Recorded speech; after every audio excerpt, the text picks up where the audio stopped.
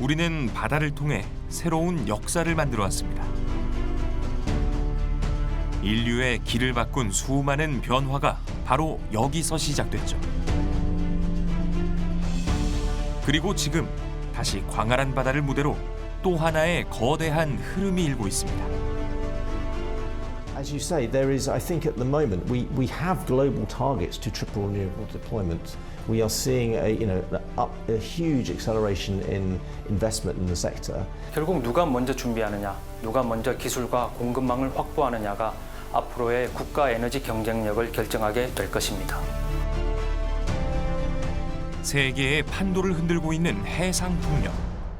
미래의 청정 에너지를 둘러싼 이 치열한 경쟁 속에서 우리는 어떤 선택을 해야 할까요?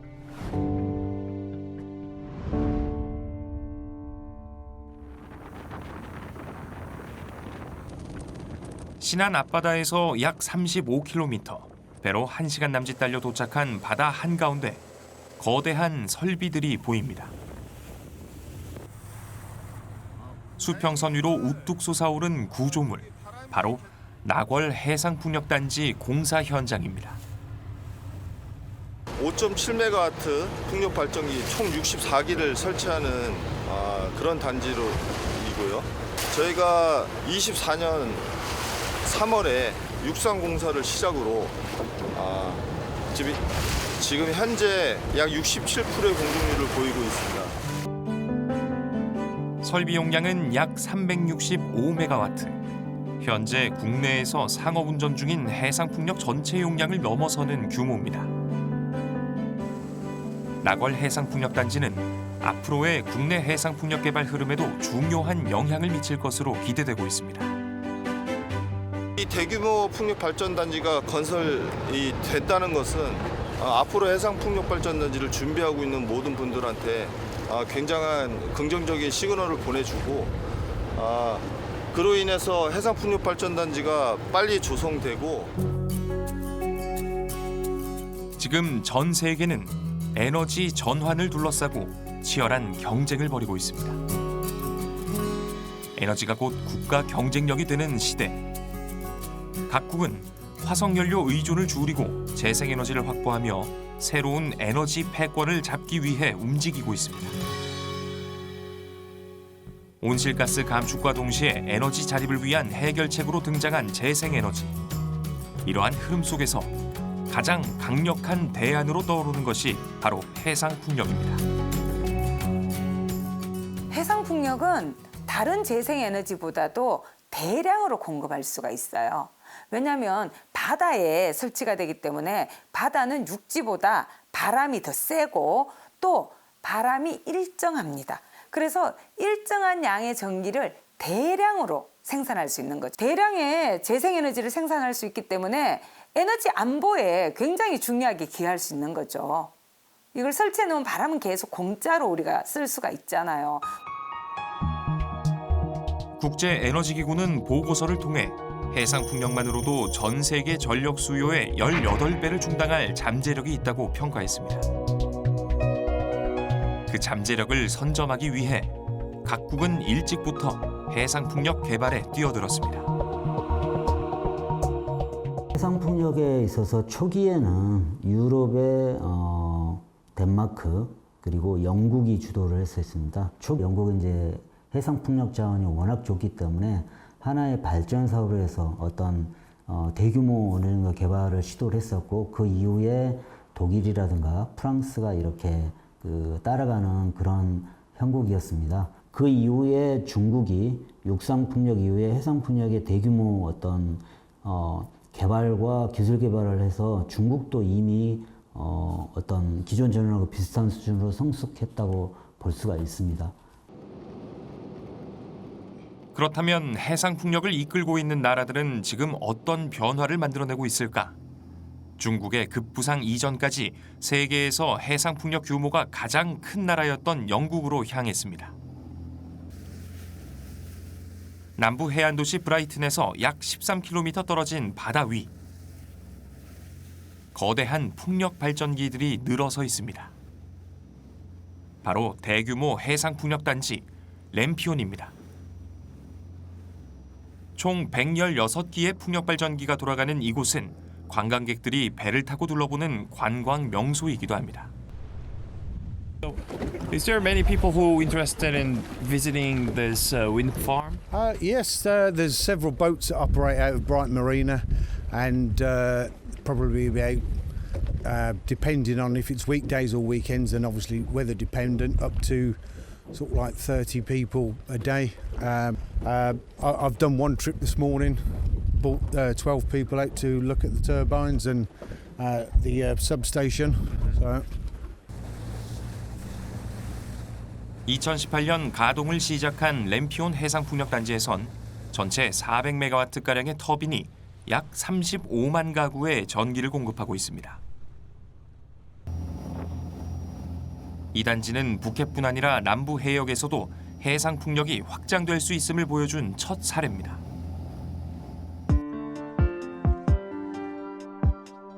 램피온은 전력 생산뿐만 아니라 해상풍력을 알리는 소통 창구의 역할도 이어가고 있습니다. First time to visit here. Yes, it's first time I've actually been there. So I learned it when I was like year 5 or year 6, and we just learned about like don't use like fossil fuels because it's going to run out eventually. It's really bad for the planet. I always seem like I like light up like at night, so it interests me. 램피온 해상풍력단지는 해상풍력이 현실적인 발전원으로 충분히 작동할 수 있음을 입증했습니다.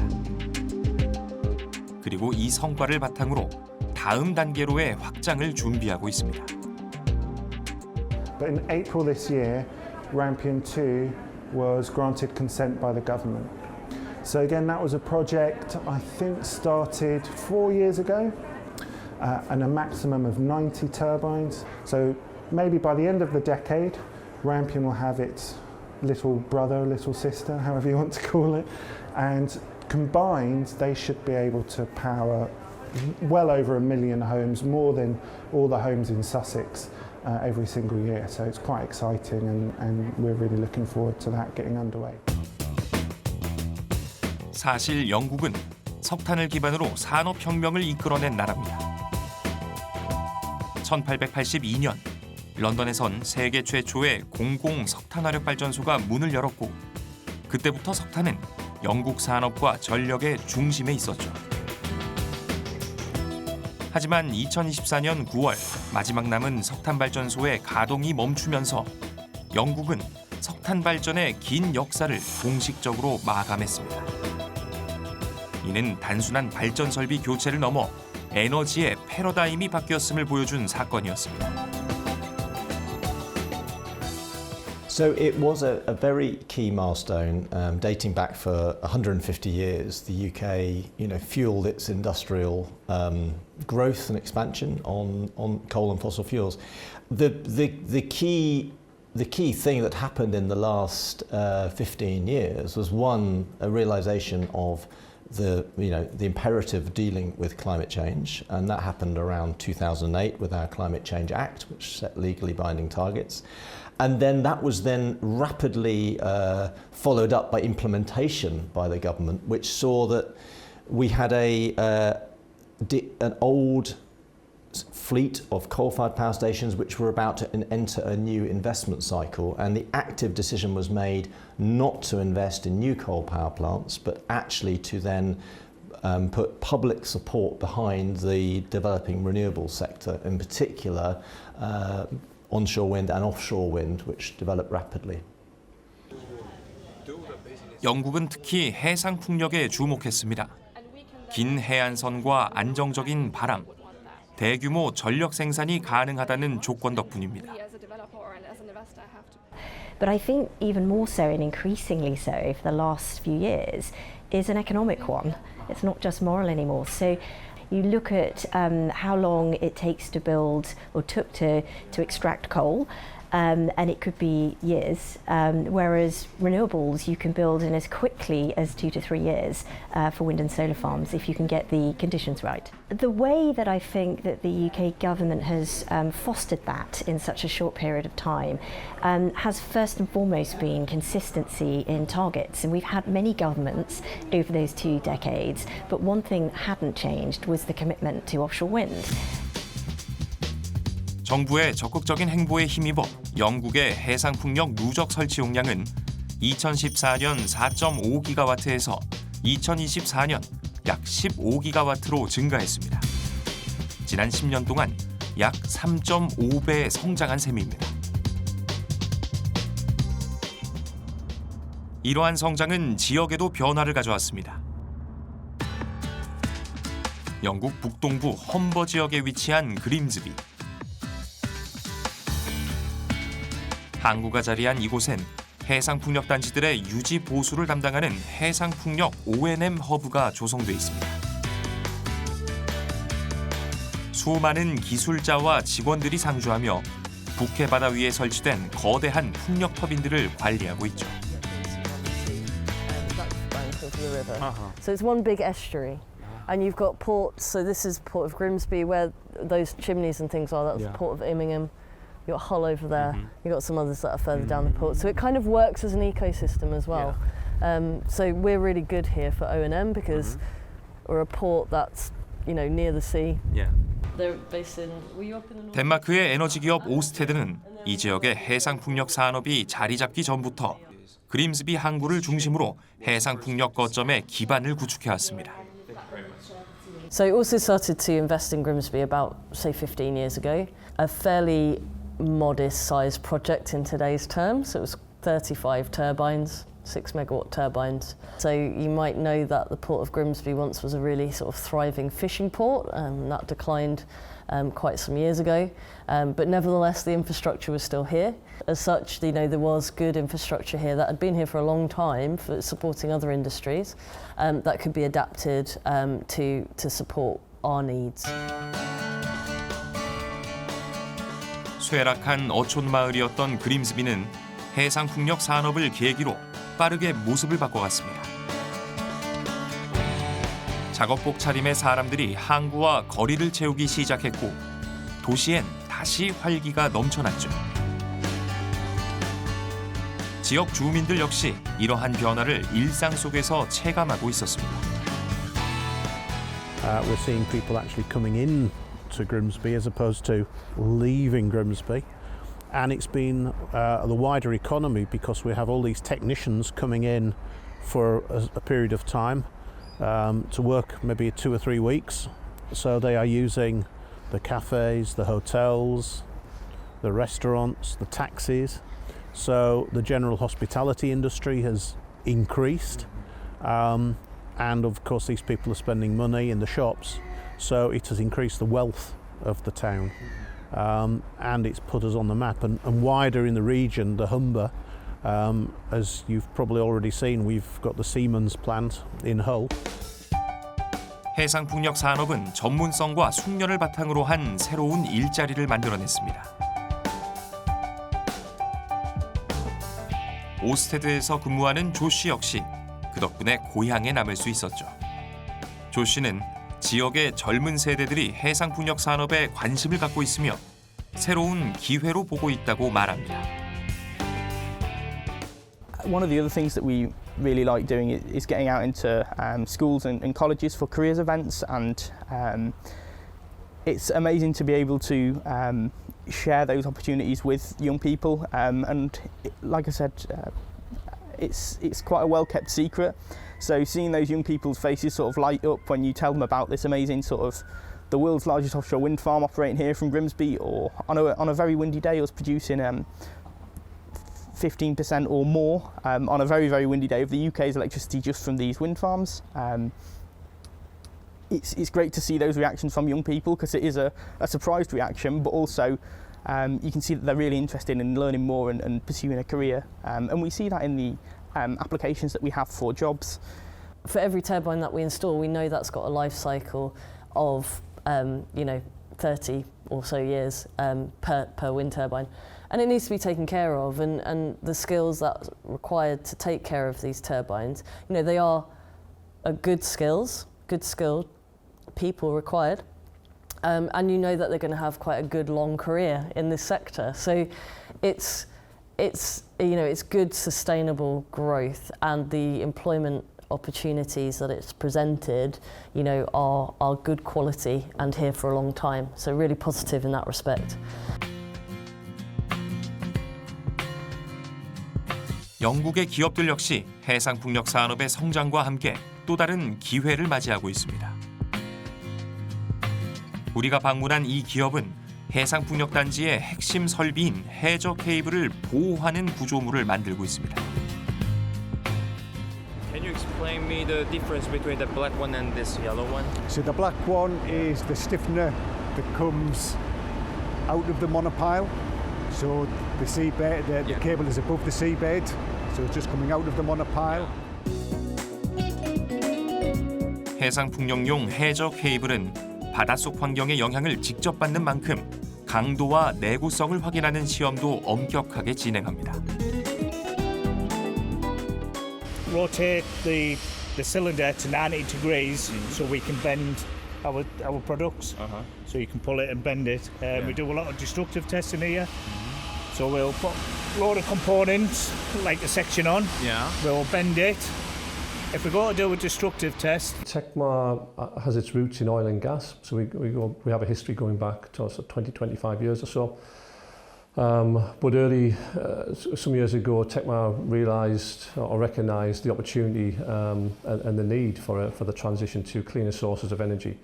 So hence the shift into offshore wind. 해상풍력으로의 전환과 함께 현장에서 요구되는 인력도 늘어났습니다. 이를 위해 이 기업은 지역의 학교들과 협력해 필요한 인재를 양성하고 있습니다. So we work with schools from an early age. We do a lot of work in the UK. There's a big theme around STEM activities. With schools, we do an awful lot of work around that.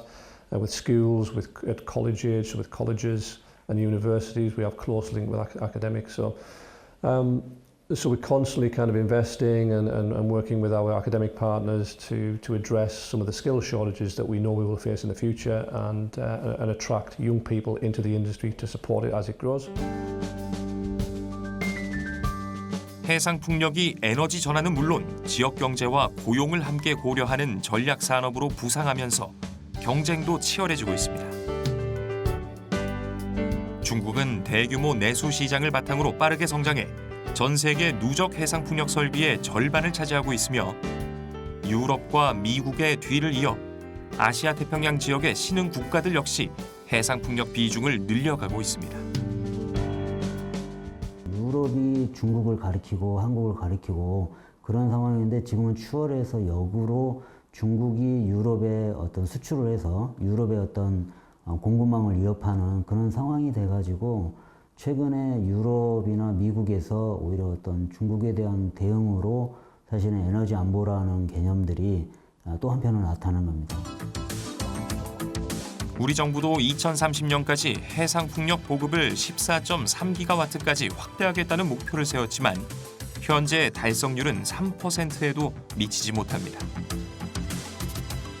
일단 우리나라는 국가 온실가스 감축 목표를 위해서 추가적으로 2030년까지 한 2억 톤 정도를 줄여야 되는 상황입니다. 그런데 해상풍력 보급 목표는 14.3기가와트인데 실제 보급량은 320메가와트에 불과한 상황이고요. 심각하죠. 그래서 이대로라면 우리가 보급과 어떤 산업 육성 기회를 모두 놓칠 수 있겠다라는 그런 위기감이 지금 굉장히 큰 상태고요. 사실 우리나라도 해상풍력의 가능성을 일찍부터 인식하고 있었습니다. 해상풍력이 지금처럼 주목받기 전이었던 지난 2010년, 정부가 녹색성장 전략을 비전으로 내세우며 대규모 해상풍력 발전단지 설치를 검토한 적도 있었죠. 하지만 그 시도는 끝내 성과로 이어지지 못했습니다. 그때 이제 2.5기가와트 그런 어떤 큰 규모의 그림을 그렸었는데 사실은 그래서 많은 기업들이 참여를 했었고 투자도 계획을 하고 있었는데 그 개발 어떤 그런 부분들이 더뎌지면서 많은 기업들이 이제 철수하는 그런 상황을 2010년에 한번 경험을 했었습니다. 당시 정부가 어떤 비전만을 제시했지 구체적인 실행 계획이나 어떤 지원 방안을 산업계에다가 제시를 하지는 못했습니다. 그래서 정책은 신뢰성이 정말 중요한데 우리나라는 그걸 보여주지 못했던 거죠. 그래서 제가 생각할 때 아마 이 계획이 성공했다면 우리나라가 지금쯤 세계 해상풍력 시장 산업 전부를 다 독과점하고 있지 않을까 그렇게 굉장히 아쉽죠. 그동안의 공백을 메우기 위해 잇따라 추진되고 있는 해상풍력단지. 여기에는 정부가 2038년까지 석탄화력 발전을 단계적으로 폐쇄하겠다는 계획을 내놓으면서 대체할 에너지 확보가 시급해진 배경도 있습니다. 석탄화력을 중심으로 전력을 생산해온 발전사들은 이에 맞춰 해상풍력 개발을 준비하고 있습니다. 태안화력에서는 2032년까지 3기가와트 석탄 발전이 중단되면서 여유 송전 계통이 있습니다. 이 여유 계통을 재생에너지 사업에 적기에 활용할 수 있도록 정부 및 한전과 지속적으로 협의하고 있습니다. 석탄화력 폐지로 인해 매출이 감소하는 상황에서 서부발전에게는 이런 부분이 부담이 다가올 수 있습니다. 하지만 정부에서 최근 조성하고 있는 150조 원 규모의 국민 상생 펀드를 재생에너지 투자비로 활용할 수 있다면 재생에너지 사업에 탄력을 받을 수 있을 것으로 생각됩니다. 신안 앞바다에도 발전사가 주도하는 대규모 해상풍력단지가 계획돼 있습니다. 신안의 해상풍력 발전 사업은 단지 규모가 390메가와트로 우리나라에서 개발 중인 사업 중에 가장 규모가 큽니다. 신안의 해상풍력이 준공이 되면 연간 1000기가와트 이상의 전력이 생산되고 이는 약 한 30만 가구의 전력 소모량을 충당할 것으로 예상이 됩니다.